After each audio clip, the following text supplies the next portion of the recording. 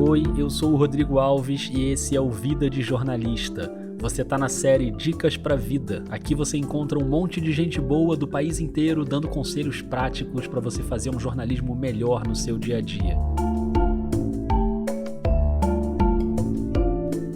Nesse episódio, como fazer jornalismo no seu território. Lembrando que isso aqui não é um manual com regras, é só uma oportunidade para você ouvir a experiência de quem já produz conteúdo em periferias.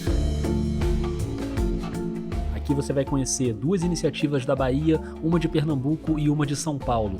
E na descrição do episódio tem vários links de projetos do país inteiro para você se aprofundar. Então compartilha aí nas suas redes, nos seus grupos, na faculdade, na redação e bora para as dicas de hoje. Começando por Recife.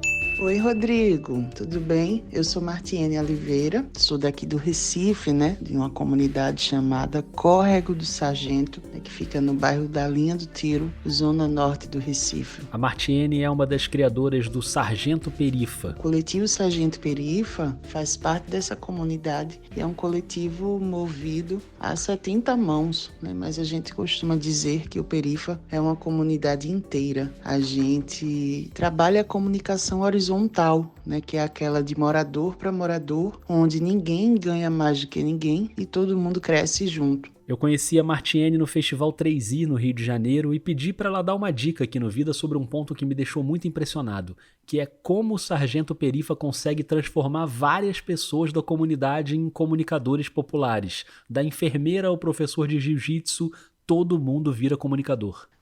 A comunidade do Córrego do Sargento possui em torno de 250 famílias. A missão do coletivo Sargento Perifa é ter pelo menos um comunicador popular dentro de cada família que esteja envolvido com o nosso trabalho, com a nossa iniciativa. A criação do coletivo lá em 2020, no início da pandemia, já foi com esse objetivo de envolver a comunidade. É a comunidade que não possui nada, não possui creche, parque, praça, posto de saúde, escola. O território em si, ele só tem uma igreja evangélica, a Assembleia de Deus, e a sede da nossa iniciativa, do coletivo Sargento Perifa. Então, a gente procura pessoas que já estavam fazendo alguma coisa no território. A gente foi atrás do professor de jiu-jitsu, que já treinava crianças na cozinha de sua casa. O líder do time de futebol, que era do Sargentinho Futebol Clube, um time que existe já dentro da comunidade desde 1999. E aí tinha também uma enfermeira, que é Joselma, que já servia a comunidade por mais de 20 anos, num porta a porta mesmo, desde que ela se encontrou como técnica de enfermagem, que ela ia oferecendo aferição de pressão, e tantas outras coisas que um posto de saúde, inclusive, pode fazer, mas por no Córrego do Sargento não ter, ela tinha esse papel. Foi dentro disso que a gente foi convocando essas pessoas que já faziam alguma coisa, se reuniu com eles, e aí a gente lançou a proposta de criar um coletivo que noticiasse, um veículo de mídia que noticiasse as coisas que eles faziam, porque essas coisas que eles faziam, ninguém falava sobre. E aí a gente vai trabalhando isso com eles. A gente trabalha com rodas de conversa, a gente tem grupos de WhatsApp específicos para cada tipo de demanda, a gente tem adolescentes, e aí esses adolescentes, eles vão sendo preparados com oficinas de fotografia, oficinas de jornalismo,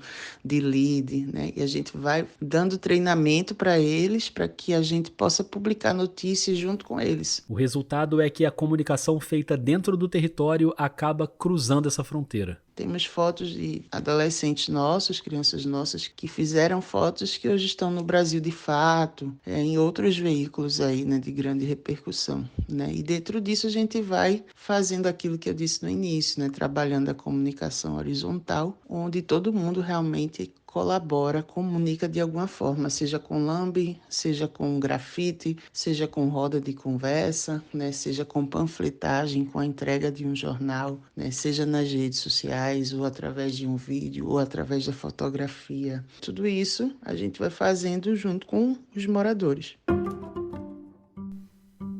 Martiene, obrigado pelas dicas, parabéns pelo trabalho e vida longa ao Sargento Perifa. Eu quero agradecer a você, Rodrigo, né, pela oportunidade de dar visibilidade, né, ao coletivo Sargento Perifa, né, e que a gente possa seguir aí, né, inspirando, né, jovens comunicadores, né, a produzirem um jornalismo de qualidade e voltado, né, sensível, né, ao olhar periférico, quilombola, indígena. Um abraço e, como uma boa nordestina diz, um cheiro no coração.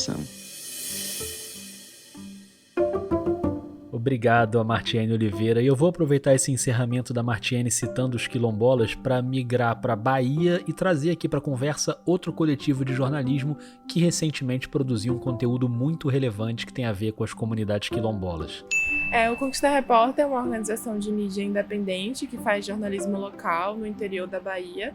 A gente está na cidade de Vitória da Conquista, né, que é um município na região sudoeste do estado. É um município com mais de 370 mil habitantes, então a gente não é uma cidade tão pequena, mas ainda assim estamos no interior. Essa é a Karina Costa, do Conquista Repórter. Eu também conversei com ela nos corredores do Festival 3i. E o Conquista Repórter ele surgiu em maio de 2021, né, fundado por 3 jornalistas. Eu, que sou diretora de conteúdo atualmente, Karina Costa.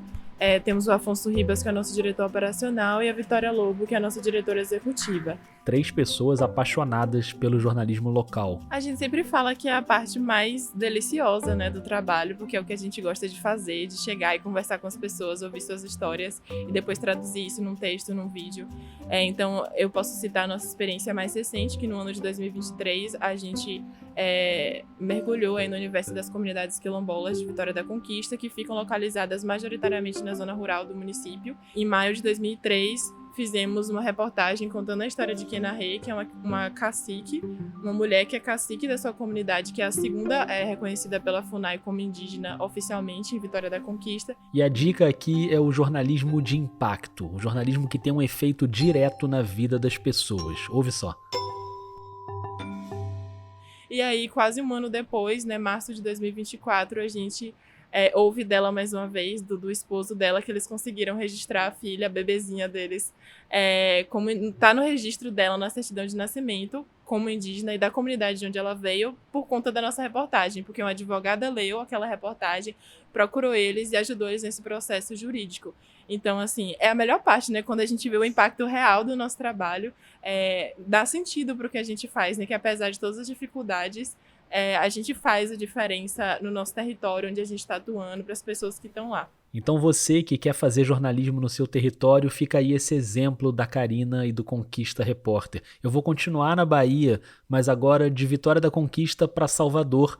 Eu vou trazer mais um papo que eu tive no Festival 3i, dessa vez com a Gabriele Guido, da Entre Becos. A Entre Becos é uma organização jornalística que a gente produz reportagens falando da periferia de Salvador, dos bairros populares da cidade, sem falar de violência e assistencialismo. Pois é, a dica da Gabriele é quebrar a narrativa que a gente vê muito na imprensa tradicional de sempre associar as periferias, as favelas, os bairros populares com as coisas negativas. A ideia aqui é que a gente quebre estereótipos do que a gente mais vê na cidade, do que a gente mais vê produzido na televisão, que é uma lógica quase de subalternidade e de muita exposição à violência. Então a gente está ali para falar das diversas questões sobre economia, sobre saúde, sobre cultura, enfim, sobre um mundo que acontece nas periferias e que está apagado por uma mídia tradicional que ainda nos coloca num lugar muito limitado. Então, esse trabalho é um trabalho de muita revisão entre nós mesmas que estamos escrevendo, para que a gente não reproduza a lógica, porque a gente foi o tempo todo ensinada a fazer jornalismo assim, então a gente está buscando outras metodologias de como pensar o texto, de ter cuidado com a imagem, de imageticamente, quando a gente vai fazer uma denúncia, a gente não reproduzir estereótipos comuns a pessoas que são pobres, as pessoas que estão em territórios que têm mais deficiências sociais, né? O acesso não chegou, mas como é que a gente apresenta essas pessoas como protagonistas das suas próprias histórias? Uma dica bem prática que a Gabriele citou no 3i é a preocupação com a imagem que você vai usar na sua matéria. E é claro que tem conteúdo que é de denúncia e você precisa mostrar certas coisas, mas no geral, presta atenção na foto, no vídeo que você vai usar. Vai fazer uma matéria que as crianças elas estão todas calçadas, as pessoas estão com suas roupas limpas, elas estão bem.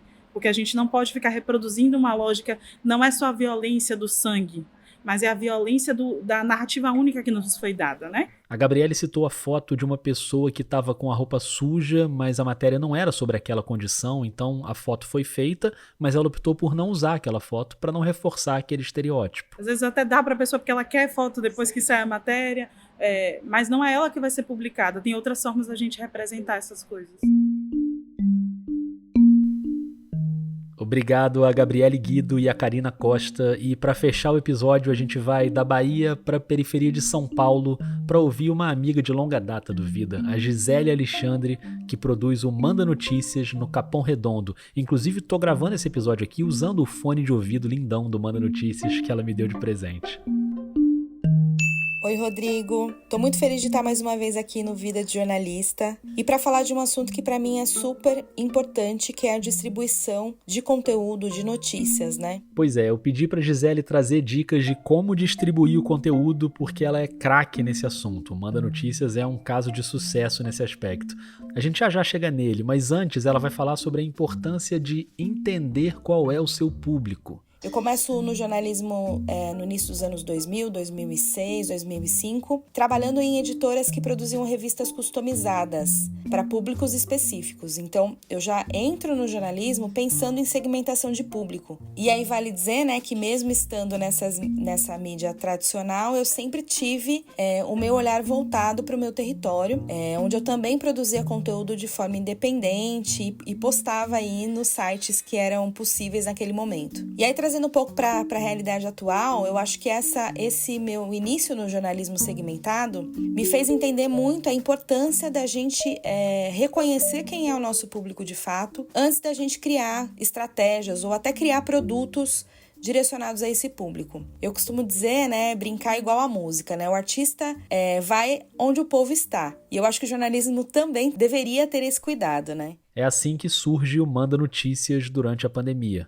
Mas ele surge nesse olhar meu para o meu território. Então, dentro daquele contexto onde a gente estava sendo soterrado por notícias falsas, e essas muito impactavam diretamente as comunidades em alta vulnerabilidade, né? Eu estou no Capão Redondo, então aqui a gente tem várias favelas e várias áreas de vulnerabilidade social. Eu pensei de que maneira eu vou chegar nesse público que mais precisa de informação nesse momento, de uma maneira efetiva, e aí eu chego no WhatsApp como um canal que naquele momento, e acredito que até hoje, seja o canal mais democrático para a gente levar informação. Ou seja, a primeira dica é definir o melhor canal para chegar no seu público. Ok, nesse caso é o WhatsApp, que está instalado em praticamente todos os celulares e todo mundo tem ali na mão. O segundo passo é qual o melhor formato para produzir o conteúdo para o seu público. Então o Manda Notícias ele surge em áudio, porque eu também entendo que a oralidade ela é a forma mais efetiva da gente conseguir falar com as pessoas. E aí pensando de novo, né, que esse meu público que está em áreas de extrema vulnerabilidade social, às vezes tem dificuldade de leitura, muitos idosos não conseguem fazer essa leitura dos conteúdos via WhatsApp. Então, para mim, o áudio foi naquele momento a linguagem mais apropriada para a gente poder produzir o nosso conteúdo. Assim surgiu o Manda Notícias, que tem o site, que tem o podcast que está nos tocadores, no Spotify, no YouTube, beleza, mas também está no WhatsApp, no contato direto. Já são 4 anos de projeto e a vida é dinâmica, né? Então o público também vai mudando. Para a temporada atual, a gente sabe que o nosso público está no Instagram e aí a gente também pensa em estratégias para valorizar essa audiência que está acessando o nosso conteúdo via redes sociais. Então, os nossos conteúdos, a gente tem um portal de notícias, onde a gente tem lá um conteúdo, uma agenda cultural que é atualizada diariamente, mas a gente sabe que nem todo mundo acessa o nosso site, então a gente produz conteúdo também para as redes sociais, para que a gente chegue nessa audiência e leve ela para os nossos outros canais. Deu para sacar que produzir um bom conteúdo é muito importante, mas saber como você vai fazer esse conteúdo chegar no público também é fundamental. Então, acho que é isso. A distribuição, para mim, de notícias, de informação, ela sempre parte do nosso conhecimento sobre o nosso território, sobre o nosso público. Gisele, obrigado pela parceria de sempre. Obrigada pela oportunidade e até mais.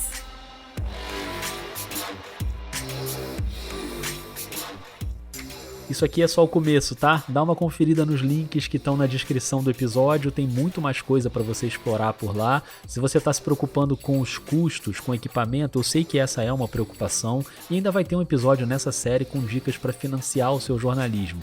Mas é importante saber que dá para começar com muito pouco, usando o celular, usando ferramentas gratuitas. Procura quem já está fazendo, troca ideia e a gente vai caminhando juntos, combinado? Eu sou o Rodrigo Alves e essas são as dicas para a vida. Espalhe os episódios por aí, manda para os amigos, manda nos grupos, compartilhe nas suas redes, marca @vida_jornalista. Você sabe que o Vida faz parte da Rádio Guarda-Chuva, que tem vários podcasts jornalísticos para você escutar. E hoje eu quero te indicar a nova temporada do Finitude, do Renan Suquevicius, um podcast sobre vida e morte feito de um jeito muito bonito e muito sensível. Espalhe a palavra por aí, beleza? Até mais!